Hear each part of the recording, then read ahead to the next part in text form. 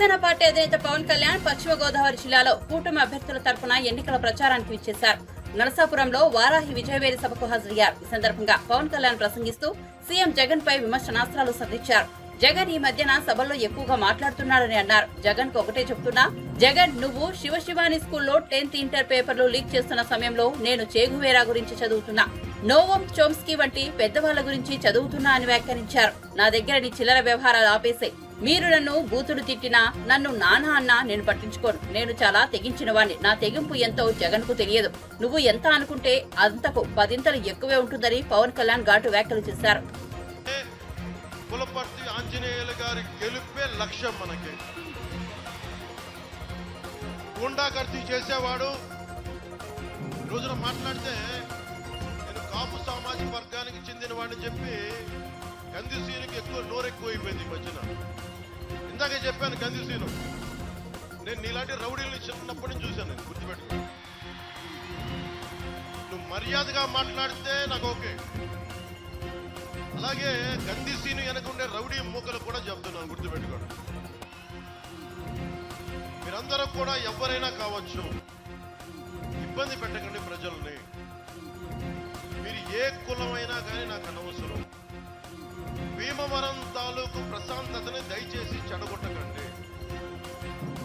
ఇది చాలా బలమైన మధ్య తరగతి అట్టడుగు వర్గాలు, బాగా డబ్బున్న వారు అందరూ కలిసిమెలిసి ఉంటున్న నియోజకవర్గం ఇది. అలాంటి నియోజకవర్గంలో గూండాగర్దీతోటి మీరు ఏదన్నా రాజ్యం మీకు చేస్తానంటే రోడ్డు మీదకి వచ్చి చొక్కా పట్టుకొని వెనక్కి పడిచి కొట్లాడటానికి నేను సిద్ధంగా ఉన్నాను. అంజిబాబు గారికి అండగా రేపొద్దున ఏదైనా చిన్న సమస్య వస్తే నేను చొక్కా మడిచి నేను వస్తాను రోడ్డు మీదకి. ఆ ధైర్యం మీకు ఇస్తున్నాను, ఆ మాట మీకు ఇస్తున్నాను. అలాగే గంధిసీన్ అభిమానులు కూడా చెప్తున్నాను. నా అభిమానులు చాలా మంది గంధిసీన్ చుట్టూ ఉన్నారు. వారికే చెప్తున్నా, మీరు సినిమాల్లో పవన్ కళ్యాణ్ హీరోగా చూస్తుండొచ్చు, నిజ జీవితంలో పవన్ కళ్యాణ్ వేరు. నిజ జీవితంలో పవన్ కళ్యాణ్ దేశం కోసం, సమాజం కోసం చచ్చిపోయే వ్యక్తి. ఇందాక నరసాపురం సభలో ప్రతి సభలో చెప్తూ ఉంటాను, నేను గత పాలిటిక్స్ లోకి రావాలి అని నిర్ణయించుకున్న రోజు నుంచి ఈ రోజు దాకా, నేను చనిపోయేదాకా రోజుకి 24 గంటలు బతికితే సంతోషం అనుకుంటాను. ఎందుకు చెప్తున్నా, మీలాంటి భవిష్యత్తు, మీ బిడ్డల భవిష్యత్తుకు బాగుండాలంటే తెగించేవాడు ఒకడు కావాలి. గంధిసీను ఒకటే చెప్తున్నా, మీరెవరున్నా సరే మీ నాయకుడు జగన్ కూడా చెప్పు, మీ దగ్గర బ్లేడు బ్యాచ్లు ఉన్నాయో, గంజా బ్యాచ్లు ఉన్నాయో, అందరినీ తీసుకొని భీమవరంలో నువ్వు కోరుకున్న సెంటర్కి రా, నేను ఒక్కనే వస్తా చెప్తాను. ఒక్కళ్ళు కూడా నేను వద్దని చెప్తున్నాను ఈ రోజున. అలాంటి రౌడీ మూకలను పెట్టుకొని నువ్వు రా, నేను ఒక్కనే వస్తాను భీమవరంలో. నువ్వు ఏ సెంటర్ కావాలంటే ఆ సెంటర్కి రా చెప్పు. పులివెందల నుంచి ఆ బాంబులు వేసే బ్యాచ్లను కూడా తెచ్చుకొని నీకు ఒక్కడే వస్తాను. నా పెద్ద నా తెగింపు మీకు తెలియదు. ప్రజాస్వామ్యాన్ని విఘాతం కలిగించే ఎవడైనా సరే కాళ్ళు కీళ్ళ కూడా కింద కూర్చోబెడతాను, గుర్తుపెట్టుకోండి. మీరేం దిగుచ్చారా? మీరు ప్రత్యేకంగా పుట్టారా? మీరు మిమ్మల్ని కొడితే ఒంట్లో నుంచి బ్లూ కలర్ బ్లడ్ వస్తాం మీకు.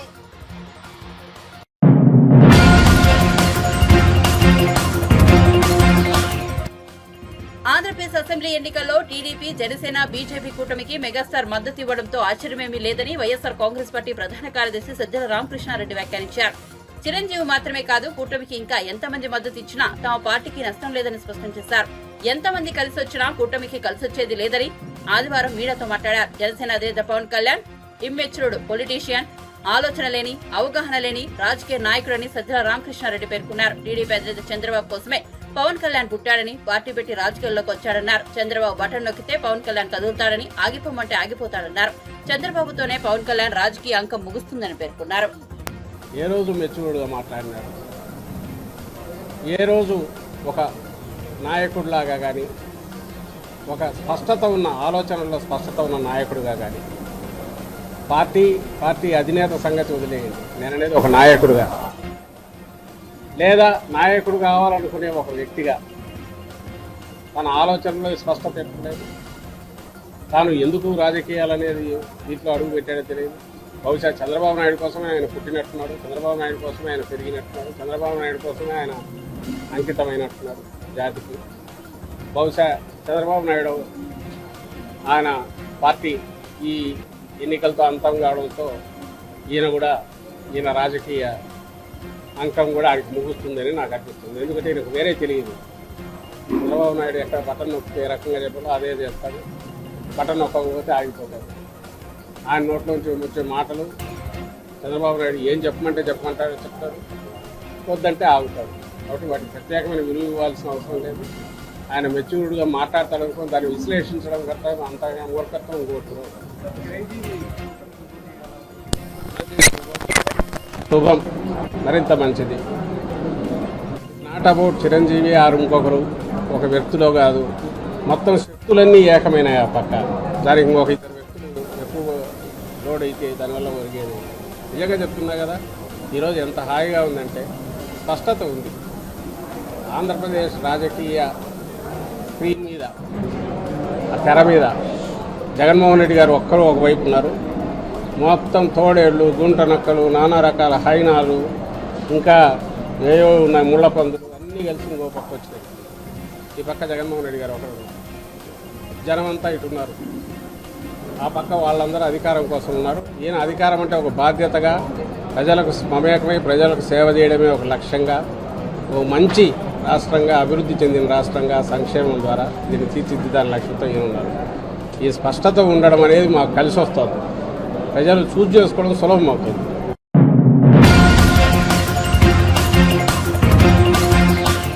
ఆంధ్రప్రదేశ్లో జనసేన అధినేత పవన్ కళ్యాణ్, టీడీపీ అధినేత చంద్రబాబు, బీజేపీ కలిసి కూటమిగా ఏర్పడ్డాన్ని సినీ నటుడు చిరంజీవి స్వాగతించారు. ఆంధ్రప్రదేశ్ అభివృద్ధి పథంలో ముందుకు వెళ్లాలన్నది తనకున్న పెద్ద కోరిక అని తెలిపారు. అనకాపల్లి నుంచి బీజేపీ తరఫున లోక్సభ అభ్యర్థిగా పోటీ చేస్తున్న సీఎం రమేష్, పెందుర్తి అసెంబ్లీ స్థానం నుంచి జనసేన అభ్యర్థిగా పోటీ చేస్తున్న పంచకల రమేష్ శనివారం హైదరాబాద్ లోని చిరంజీవిని ఆయన నివాసంలో కలిశారు. ఈ సందర్భంగా ఆయన వాళ్ళిద్దరిని గెలిపించాలని కోరుతూ వీడియో విడుదల చేశారు. రాజకీయాల గురించి ప్రస్తావించడం అనేది చాలా సంవత్సరాల తర్వాత మళ్ళీ ఇదిగో ఇప్పుడే జరుగుతుంది. దానికి ప్రధానమైన కారణం తమ్ముడు పవన్ కళ్యాణ్, అలాగే చంద్రబాబు నాయుడు గారు తెలుగుదేశం నుంచి బీజేపీ నాయకత్వం, వీళ్ళందరూ ఒక కూటమిగా ఏర్పడ్డారు. అది చాలా సంతోషం, మంచి పరిణామం. ఈ సందర్భంగా మరీ ముఖ్యంగా ఈ రోజున నేను ఇట్లాగా మాట్లాడడానికి ప్రధానమైన కారణం నా మిత్రుడు, చిరకాల మిత్రుడు సీఎం రమేష్, అట్లాగే పంచగల్ రమేష్ రాజకీయంగా అరంగేట్రం చేసింది నా బ్లెస్సింగ్స్ తోటి. అది తను.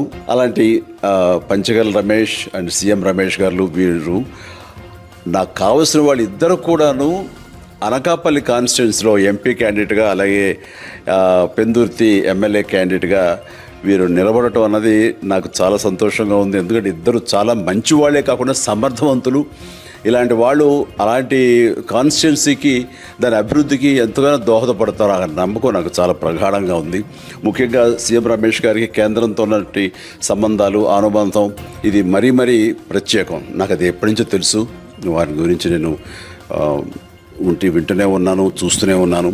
అండ్ ముఖ్యంగా ఆ కాన్స్టిట్యున్సీ, అనకాపల్లి కాన్స్టిట్యున్సీ అభివృద్ధికి ఈయన పరిచయాలు, కేంద్రంతో ఈయనకున్న సత్సంబంధాలు ఎంతో ఉపయోగపడతాయి. తద్వారా రమేష్ అలాగే మిగతా ఎమ్మెల్యేలు అందరూ కూడా ఎవరైతే అభివృద్ధి చేయాలి ఆయా ఎమ్మెల్యే నియోజకవర్గాలు అనుకున్నారో అవన్నీ కూడా సజావుగా సాగిపోతాయంటానికి దాని వెనకాల సీఎం గారి కృషి డెఫినెట్గా ఉంటుందంటే ఎలాంటి సందేహం లేదు. అండ్ వీరి నాయకత్వంలో మిగతా వాళ్ళ ఎమ్మెల్యేలు అందరూ కూడాను కలిసికట్టుగా అనకాపల్లి అభివృద్ధికి ఎంతగానో దోహదపడతారు అండ్ రిజల్ట్ చూపిస్తారన్న ప్రగాఢ విశ్వాసం ఉంది. కాబట్టి వీళ్ళిద్దరి గురించి ఈరోజు ప్రస్తావిస్తున్నాను.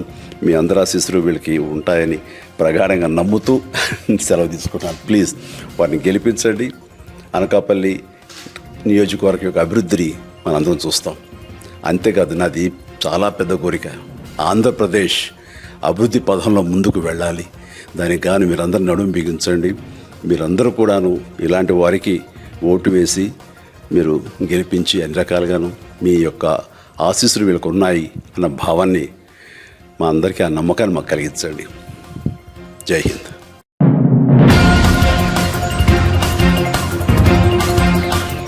మైలవరం నియోజకవర్గంలో ఆదివారం కీలక పరిణామం జరిగింది. టికెట్ విషయంలో భంగపడ్డ టీడీపీ సీనియర్ నేత దేవినేని ఉమామహేశ్వరరావుని టికెట్ దక్కించుకున్న వసంత కృష్ణప్రసాద్ కలిశారు. గొల్లపూడిలోని ఉమ కార్యాలయానికి వెళ్లి తన నామినేషన్ ఘట్టానికి హాజరు కావాలని వసంత కృష్ణప్రసాద్ కోరారు.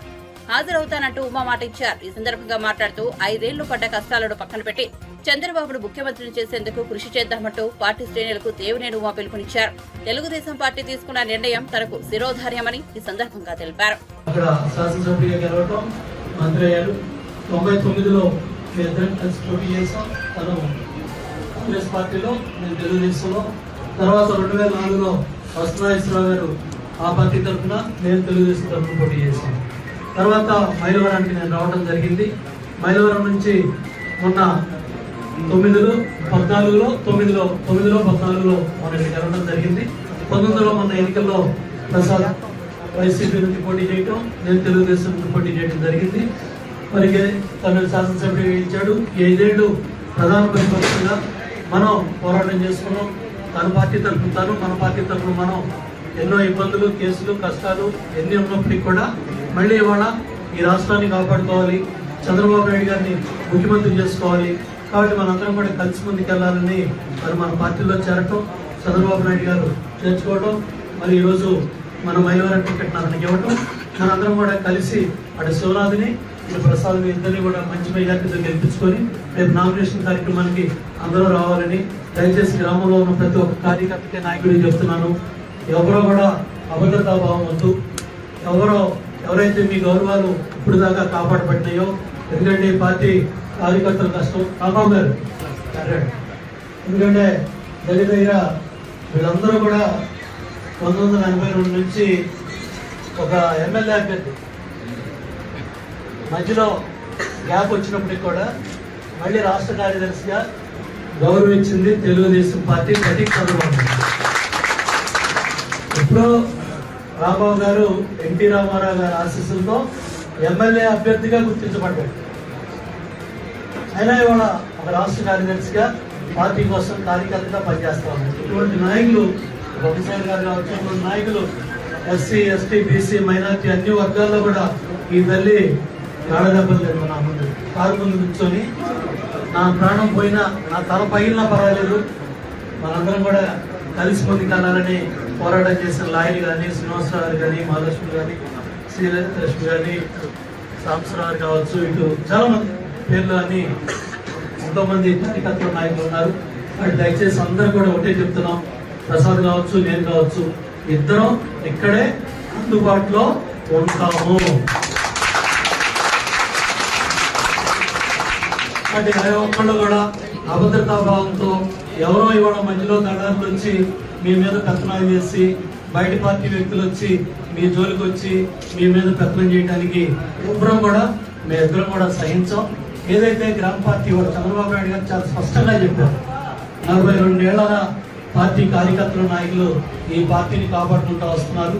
ఎవరైతే వాళ్ళు మీరు బాధ్యతలు తీసుకున్నారో మీరందరూ కూడా గ్రామాల్లో పార్టీ కార్యకర్తలు కాపాడండి, నాయకుల గౌరవాన్ని కాపాడండి.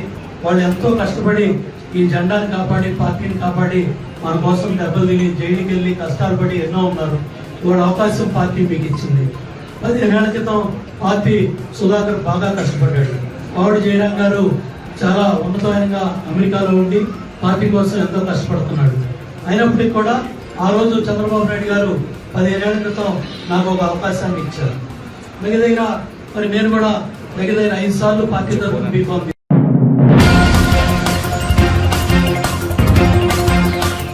ఎన్నికల వేళ ఏమైనా మాట్లాడతామంటే సరికాదని బీజేపీ నేత రఘునందన్ రావు వ్యాఖ్యానించారు. తెలంగాణకు హాని చేసేవారు ఎవరైనా సరే ఉపేక్షించబోమని స్పష్టం చేశారు. బుద్ధరాజులకు రేవంత్ రెడ్డి ఏం హామీలు ఇచ్చారో చెప్పాలని ప్రశ్నించారు.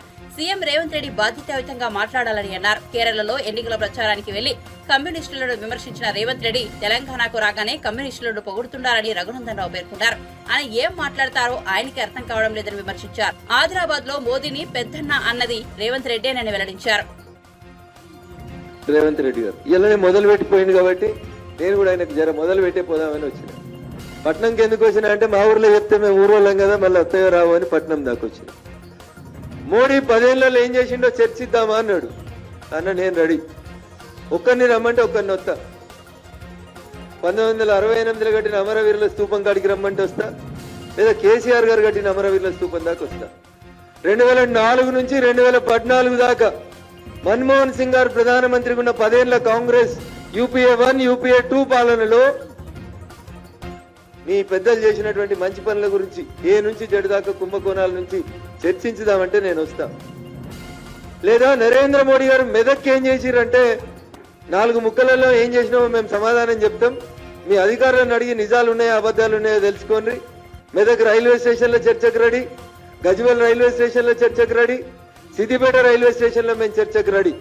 ఆఖరికి నువ్వు నిలబడి మాట్లాడినటువంటి శివాజీ చౌరస్తాలో 765D అనే నేషనల్ హైవే బాలానగర్ దగ్గర నుంచి నర్సాపూర్ మీదుగా మెదక్ దాగేసినటువంటి 765D అనే నేషనల్ హైవే కూడా నరేంద్ర మోడీ గారు 2014 నుంచి 2024 మధ్యలో ఇచ్చిన నేషనల్ హైవేనే తప్ప ఇంకొకటి కాదు. రేవంత్ రెడ్డి గారు మీరు ఇంకొంచెం ముందుకు పోతే చర్చి కాంపౌండ్ దాటి కలెక్టర్ ఆఫీస్ నుంచి నువ్వు నామినేషన్ వేసి వచ్చిన కలెక్టర్ ఆఫీస్ నుంచి ముందటికెళ్ళిపోతుంటే ఇప్పుడు నడుస్తున్న కొత్త రోడ్డు కూడా రేవంత్ రెడ్డి గారు ఇవాళ మీ కారు ప్రయాణం చేసిన కొత్త రోడ్డు 765DG రోడ్ నెంబర్తో సహా చెప్తున్నా సార్. 765DG రోడ్ నెంబర్ 1600 కోట్లు. రేవంత్ రెడ్డి గారు 1600 కోట్లు మెదక్, రామాయంపేట, దుబ్బాక, సిద్దిపేట నుంచి ఎల్కతుర్తి దాకా నేషనల్ హైవే నెంబర్ 765DG 1600 కోట్ల రూపాయలతోటి గౌరవనీయులు నరేంద్ర మోడీ గారు తన 10 ఏళ్ల పాలనలో మా మెదక్ పార్లమెంట్కి ఇచ్చినటువంటి విషయం మీరు మర్చిపోతున్నారు. గజ్వేల్కు రైల్వే స్టేషన్ ఇచ్చినాం. మీ యూపీఏ 1 హయాంలో రేవంత్ రెడ్డి గారు 2005 నాటి రైల్వే శాఖ మంత్రి లాలూ ప్రసాద్ యాదవ్ గారు కేంద్ర రైల్వే శాఖ మంత్రిగా బడ్జెట్ లో చదివిండు. ఏమని? తూప్రాన్ దగ్గర ఉన్న మనోహరాబాద్ దగ్గర నుంచి గజ్వేల్, సిద్దిపేట, సిరిసిల్ల మీదుగా పెద్దపల్లి రైల్వే లైన్ వేస్తామని 330 కోట్లు రైల్వే బడ్జెట్ లో ప్రకటించిండు Lalu Prasad Yadav. UPA 1 2005 railway budget లోపల ప్రకటించి మీరు తట్టడు మన్ను 2016 దాకా తీయకపోతే 2016లో నరేంద్ర మోడీ గారు గజ్వేల్కి వచ్చి మిషన్ భగీరథ కార్యక్రమాన్ని ప్రారంభించిన రోజు శిలాఫలకం వేస్తే 2016లో శిలాఫలకం వేస్తే 2023 వరకే గజ్వేల్ రైలు వచ్చింది, సిద్దిపేటకు రైలు వచ్చింది, 2 రైల్వే స్టేషన్లు కట్టినాం. నిర్మాణాత్మకమైనటువంటి అభివృద్ధిని మెదక్ జిల్లా ప్రజలకు ఇచ్చింది భారతీయ జనతా పార్టీ నరేంద్ర మోడీ గారి నాయకత్వంలోనే తప్ప ఇంకెక్కడ కాదు. అన్న నేను నువ్వు చెప్పినట్టు అబద్ధాలు చెప్తలేను. బిహెచ్ఎల్ మేమే తెచ్చినాం, ఇక్రిసాట్ మేమే తెచ్చినాం, ఐడిపిఎల్ మేమే తెచ్చినాం, బీడీఎల్ మేమే తెచ్చినామని మీరు దేని కంపెనీలని మీరు క్లెయిమ్ చేసుకుంటారు. కానీ అన్న నేను ఇచ్చిన 765D నరేంద్ర మోడీ గారు ప్రధానమంత్రి అయినాక బాలానగర్ లో మొదలైంది, మెదక్ లో ముగిసింది, రోడ్ పూర్తిగా కంప్లీట్ అయింది. ఇలా కొత్తగా నడుస్తున్న 7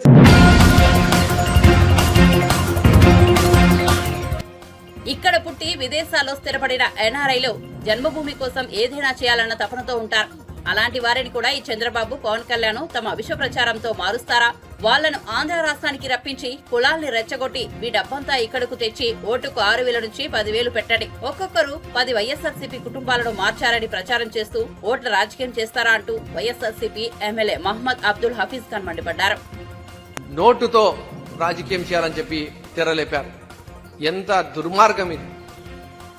చదువుకున్న వాళ్ళు ఎన్ఆర్ఐస్ మార్పు తీసుకొని రావాలంటే మేనిఫెస్టో పరంగా పోవాలి, ప్రజల మనసు గెలిచే విధంగా పోవాలి. కానీ వాళ్ళని కూడా తప్పుదో పట్టించి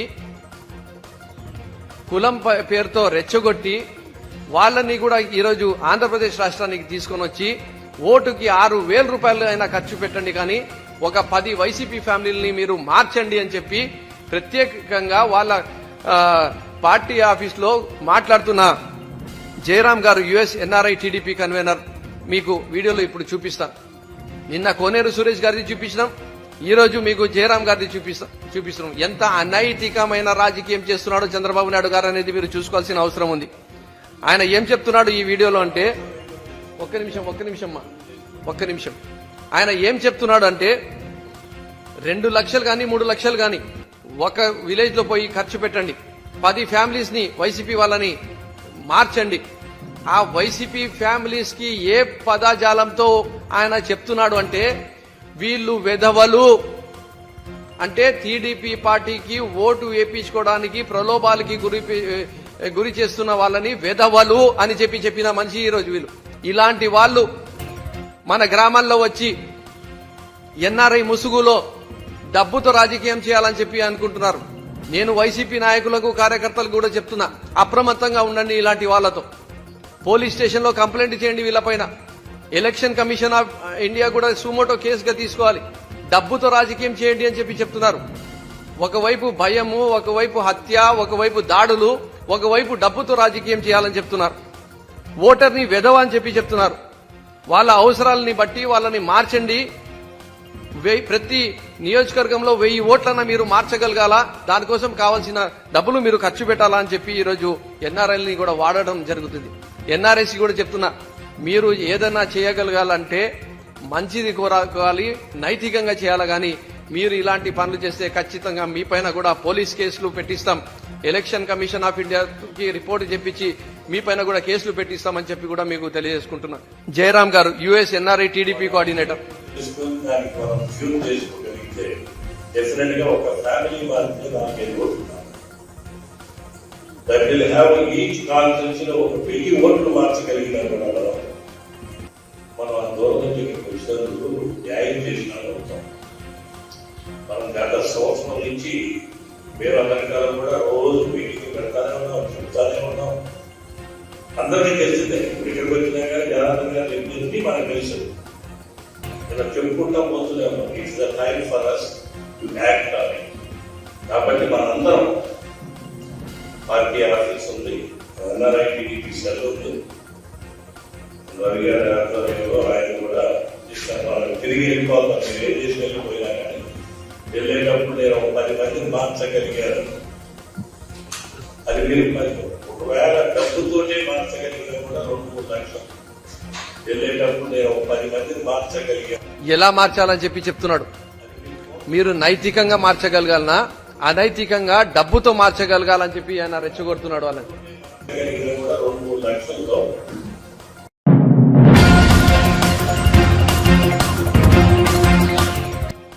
బహిరంగ సభల్లో సీఎం రేవంత్ అభ్యంతరకర భాష వాడుతున్నారని, సీఎం అని ఇచ్చిన హామీలను మర్చి తిట్ల పురాణం అందుకున్నారని బీఆర్ఎస్ ఎమ్మెల్యే కేపీ వివేకానంద విమర్శించారు. తెలంగాణ భవన్లో ఆయన మీడియా సమావేశం నిర్వహించారు. ఈ సందర్భంగా ఆయన మాట్లాడుతూ 4 నెలలకే రేవంత్ ప్రజల విశ్వాసం కోల్పోయారన్నారు. దేశవ్యాప్తంగా కాంగ్రెస్ ఉనికి కోల్పోయిందన్నారు. 6 గ్యారంటీల పేరుతో ప్రజలను మోసం చేశారని, ఎన్నికల ప్రచారంలో కాంగ్రెస్ నేతలు ప్రజలకు అఫిడవిట్లు ఇచ్చారన్నారు. రేవంత్ రెడ్డి ఇచ్చిన హామీలను నెరవేర్చలేదని, పార్లమెంట్ ఎన్నికల్లో ఎంపీ స్థానాలు గెలవకపోతే సీఎం కుర్చీ పోతుందని రేవంత్ రెడ్డి భయపడుతున్నారని విమర్శించారు. గౌరవ ముఖ్యమంత్రి రేవంత్ రెడ్డి గారు వాడుతున్న భాష తీవ్ర అభ్యంతరకరంగా ఉన్నటి మాట మరి ప్రజలందరూ కూడా గమనిస్తూ ఉన్నారు. మరి వారు అసభ్యకరంగా అనాగరిక భాష వాడుకుంటూ అన్సివిలైజ్డ్ పద్ధతిలో వారు వ్యవహరిస్తూ ఉన్నారు. వారు ముఖ్యమంత్రి హోదాని మర్చిపోయి హోదా తగ్గట్టు మాట్లాడకుండా ఇంకా దిగజారుడు మాటలు మాట్లాడుతూ ఉన్నారు. దాన్ని బీఆర్ఎస్ పార్టీ తీవ్రంగా ఖండిస్తూ ఉన్నది. మరి మా అధినేత కేసీఆర్ గారి పైన, మా పార్టీ నాయకులు కార్యనిర్వాహక అధ్యక్షులు కేటీఆర్ గారి పైన, మా పార్టీ సీనియర్ నాయకులు మాజీ మంత్రివర్గ హరీష్ రావు గారి పైన తీవ్రంగా మరి వారిని దూషిస్తూ తిడుతూ వారు ఇంకా కూడా తిట్ల పురాణానికే మరి అంకితం అవుతా ఉన్నారు. వారు ముఖ్యమంత్రి అయిన తర్వాత కూడా వారు ఇచ్చిన హామీల గురించి ప్రశ్నిస్తూ ఉంటే వారు వ్యక్తిగత దూషణలకు దిగుతున్నారు. అది మంచి పద్ధతి కాదు. ప్రజలందరూ గమనిస్తూ ఉన్నారు. ఎన్నికల సమయంలో ఇంకా కూడా ప్రజలకు తమ ఇచ్చిన హామీల గురించి జవాబు ఇవ్వకుండా అక్కడ పార్లమెంట్ పరిధిలో వెళ్ళినప్పుడు అక్కడ పార్లమెంట్ పరిధిలో తను ఏం చేస్తారో చెప్పకుండా మరి ఈ రకమైన భాష మాట్లాడడం, ఇలాంటి భాషకి ఇంకా ఓట్లు పడతాయి అని చెప్పి తను నమ్మడం మరి వారి మూర్ఖత్వం అవుతుంది తప్ప ఇంకోటి కాదని చెప్పేసి సందర్భంగా నేను మనవి చేస్తా ఉన్నాను.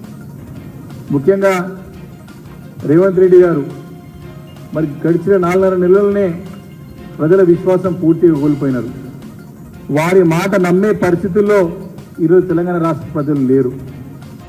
వారు మామూలుగా ఎలక్షన్ సమయంలో మన ఎన్నికల సమయంలో ఎన్నికల సమయంలో సరే మనకు మేనిఫెస్టో తీసుకొని మేనిఫెస్టో రూపొందించుకొని ప్రజలకు హామీలు ఇచ్చి మనం ముందుకు వెళ్ళి ఆ హామీలు నెరవేర్చడానికి ప్రయత్నం చేస్తాం. అయితే కాంగ్రెస్ పార్టీని దేశవ్యాప్తంగా నమ్మే పరిస్థితులు లేరు. మనకందరూ తెలుసు, వారు ఉనికి కోల్పోయారు. వారి యొక్క ప్రతిపక్ష పాత్ర కూడా పోషించలేకపోతా ఉన్నారు. కాంగ్రెస్ నమ్మే పరిస్థితులు లేదు కనుక వారు కొత్త నాటకానికి గ్యారంటీల పేరుతోని వారు ప్రజల ముందుకు వచ్చి ప్రజలను మోసం చేసే ప్రయత్నం చేసి సఫలీకృతం కాగలిగినారు. 6 గ్యారంటీలు మేము 100 రోజుల లోపల అమలు చేస్తామని చెప్పి అఫిడవిట్లు రాసిచ్చి ప్రతి ఓటర్ దగ్గరికి వెళ్ళి ప్రతి గ్రామాన వారి పార్టీ అభ్యర్థులు కానివ్వండి, వారి నాయకులు కానివ్వండి, అఫిడవిట్లు రాసిచ్చి పోయి మేము ఖచ్చితంగా మీకు ఈ 6 గ్యారంటీలతో పాటు 420 420 ప్రామిసెస్ 420 హామీలు నెరవేరుస్తామని చెప్పేసి లిఖిత పూర్వకంగా మరి ప్రజలకు ఇచ్చి ప్రజలను పక్కదో పట్టించి ప్రజలు మోసం చేసి ఓట్లు వేయించుకొని అధికారంకి వచ్చి దాన్ని నెరవేర్చలేక ముఖం లేక ప్రజలు ప్రశ్నిస్తూ ఉంటే దాని జవాబు చెప్పలేక ఏం చేయాలని అర్థం కాక ఈరోజు మళ్ళీ కొత్త అవతారాన్ని మరి ముఖ్యమంత్రి రేవంత్ రెడ్డి గారు లేవనెత్తుతా ఉన్నారు. వారు ప్రజలను మోసం చేసాడు కాక వారిని పూర్తిగా ప్రజల్లో విశ్వాసం కోల్పోయినారు. వారు ఇచ్చిన హామీలు నెరవేర్చలేదు. డిసెంబర్ 9వ తారీఖున చేస్తున్న రుణమాఫీ గురించి కానివ్వండి, 500 బోనస్ గురించి కానివ్వండి, ఇంకా చాలా ప్రామిసెస్ ఉన్నాయి. వాటి నెరవేర్చే పరిస్థితి లేదు కాబట్టి ప్రజలు నమ్ముతలేరు. కాబట్టి పార్లమెంట్ ఎన్నికల్లో వాళ్ళు సీట్లు రావు, సీట్లు పోతావని అని గమనించి మళ్ళీ ఒకవేళ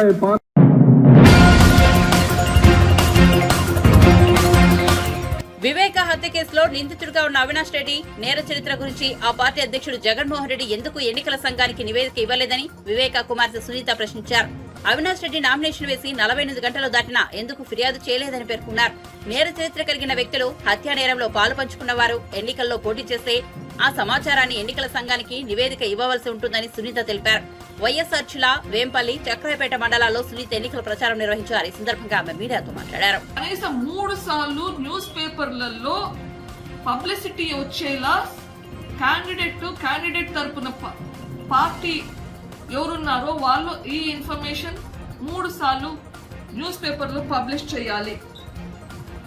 ఏదైతే పొలిటికల్ పార్టీ ఉందో అవి వాళ్ళు ఎందుకు క్రిమినల్ యాక్టివిటీస్ ఉన్న క్యాండిడేట్స్ ని సెలెక్ట్ చేస్తున్నారో ఎక్స్ప్లెనేషన్ ఇవ్వడం లేదు. ఎవరైతే క్యాండిడేట్స్ ఉన్నారో వాళ్ళని ఎందుకు సెలెక్ట్ చేశారు అని కూడా కారణాలు ఎక్స్ప్లెయిన్ చేస్తూ వాళ్ళ వెబ్సైట్ లోను సోషల్ మీడియా మాధ్యమంలోనూ చెప్పాలి అని ఎలక్షన్ కమిషన్ గైడ్ లైన్స్ ఉన్నాయి. వీటికి టైం లైన్స్ కూడా ఉన్నాయి. నామినేషన్ వేసిన 48 గంటల లోపల ఈ ప్రాసెస్ మొదలు పెట్టిండాలి. ఇవి రూల్స్. మరి ఈ రూల్స్ ఫాలో అవుతున్నారా లేదా? వైఎస్ఆర్సీపీ పార్టీ ప్రెసిడెంట్ జగన్మోహన్ రెడ్డి గారిని మీ పార్టీ వెబ్సైట్ లో ఎలక్షన్ కమిషన్ రూల్స్ గురించి ఫాలో అవుతూ మీరు ఎక్స్ప్లెనేషన్ ఇస్తున్నారా లేదా? ఆల్రెడీ ఇచ్చేసి ఉండాలి. ఎందుకంటే అవినాష్ రెడ్డి గారు నామినేషన్ వేసి 48 గంటలు దాటింది. అవినాష్ రెడ్డి గారిని అడుగుతున్నారు, మీరు మీ క్రిమినల్ యాక్టివిటీస్ గురించి మీరే న్యూస్ పేపర్ లో పబ్లిష్ చేయాలి.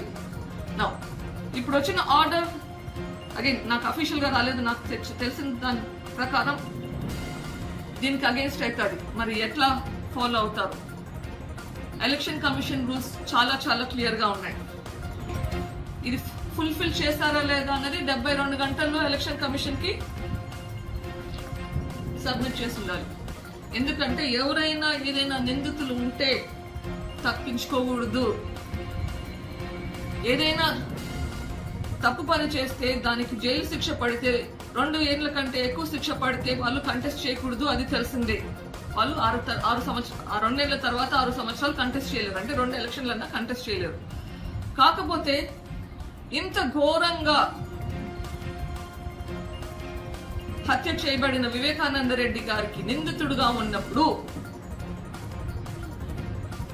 కేసులో ఉంటే ఆ ట్రయల్ కూడా మొదలు పెట్టని పరిస్థితి ఇప్పుడు 5 సంవత్సరాలు అయింది. నేను తప్పు చేస్తున్నాను అని నాకు అనిపించడం లేదు. ఎందుకంటే ఎలక్షన్ కమిషన్ రూల్స్ ప్రకారం మనసా వాచ పాటిస్తే ఎవరైనా తప్పు చేసింటే ఆ ఇన్ఫర్మేషన్ ప్రజలకు తెలియాల్సిన అవసరం ఉంది. సో ప్రజలు నిర్ణయించుకోవాలి, మీరు న్యాయం వైపు ఉన్నారా, నిందితుల వైపు ఉన్నారా, ధర్మం వైపు ఉన్నారా, హత్యలో నిందితుల వైపు ఉన్నారా,